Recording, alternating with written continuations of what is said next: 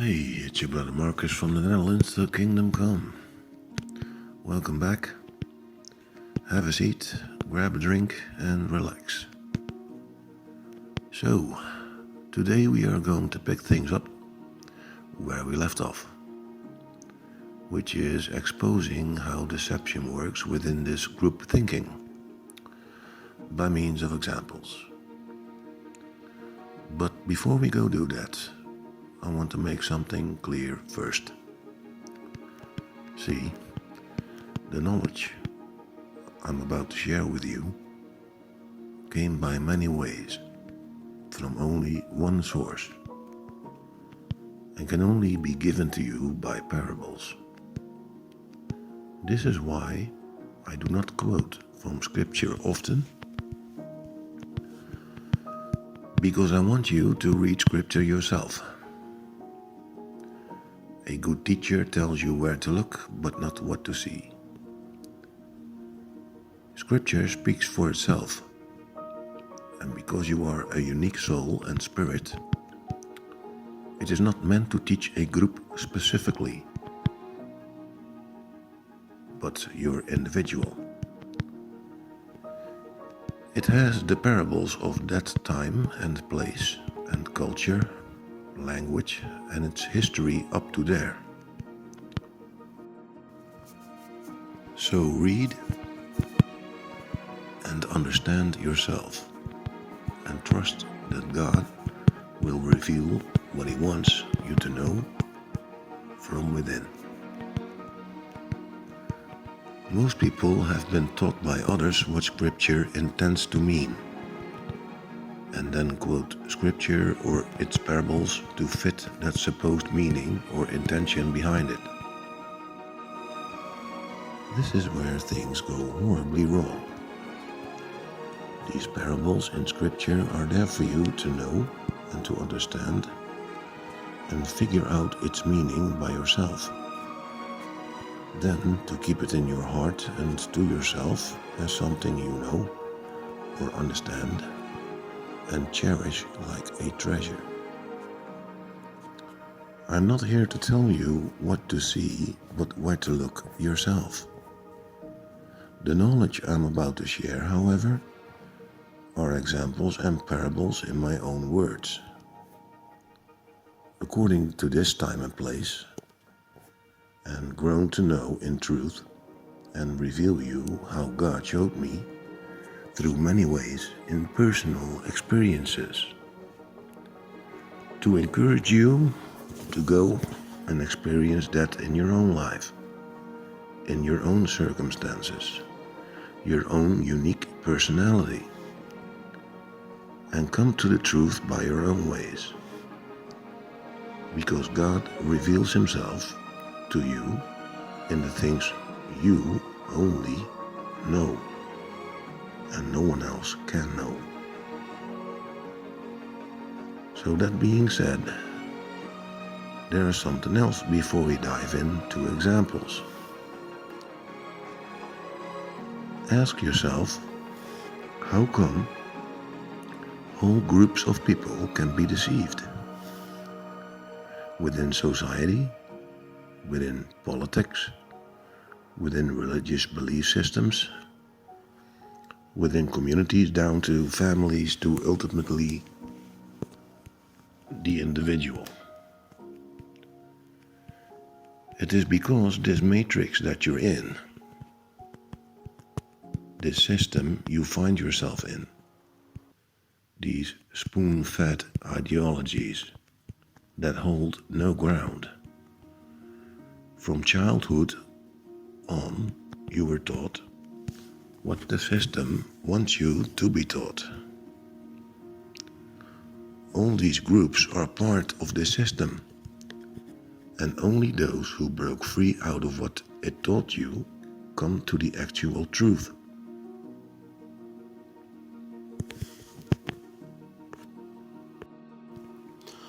And that's why the warning to not be deceived is an individual one. It is up to you personally not to be deceived. And so if people would guard themselves against deception personally, then we wouldn't have these individuals forming a group or becoming part of one. And this is why the source of evil, the enemy of every living soul, pretends to be an angel of light, comes in the name of love, presenting himself as the truth, especially in groups and communities and churches, to eventually deceive close to everyone. You see, he rules this world, this matrix, this system that you are in. And so almost everything around you is infected by it, because they are constantly told what to think, how to perceive, what to believe, and how, not aware of the fact that they are being set up against each other and embrace this false light. Although God has everything under his control, everyone here is still in between, in the midst of the lion's den, which again is ruled by this fallen angel. So here's an example currently happening. There is this war going on in Israel and Gaza. Now, whatever you believe as to why this war is happening, warfare is part of this system and thus ruled by Satan. Fallen angels described in the book of Enoch teach mankind how to make weapons, teach them combat and warfare, which wasn't supposed to be taught to humans. Of course, you can read a lot of war going on in the Old Testament, which was an old covenant. After that, in the New Testament, a new covenant was established, in which Jesus taught his way, which is all about love for God and fellow man, condemning violence and war. And if we all had listened to that and do that, we wouldn't have no violence or warfare no more. Now here comes the tricky part. Because people within Christianity fail to understand, due to the lack of knowledge, stepping back in the old covenant, and really do think what the government of Israel is doing is justified in this war. They stand behind Israel and in this decision blindly. Now, of course, they think they have a good reason, saying that it is God's country and people and that they are allowed to defend themselves against these terrorists. However, militarily speaking, Israel does not care about civilians. Bombing the living daylight out of hundreds of innocent people to get to one terrorist, which is turning into genocide. Now, although there is a special connection between God and the land of Israel and the Jews, that does not mean that God stands behind these puppets in government, which is part of that system and ruled by the devil in the background. God does not want this war, not from them or the other. Defense is needed, and of course defending themselves against these terrorists is not a bad thing. However, this does not mean it is okay to wipe out everyone that moves in this Gaza Strip and kill more and more innocent people, women and children, than actual enemies. If you call yourself a Christian or hold Christian values, and justify what is happening here. You should be ashamed of yourself.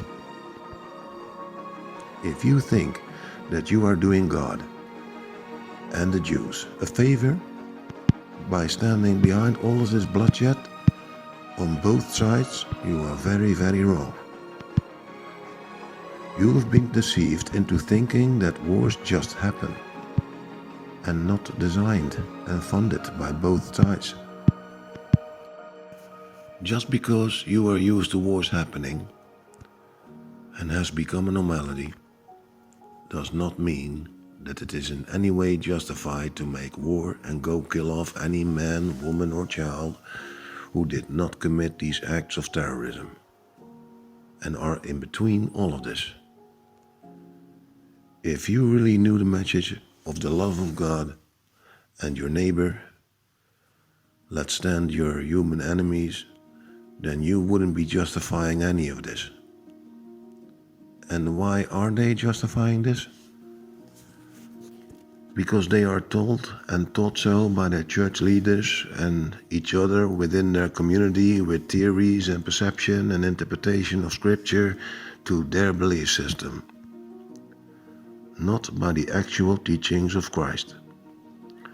Totally ignoring him and rejecting his teachings, and told everyone not to freaking do so. In the meanwhile, people are being set up against each other.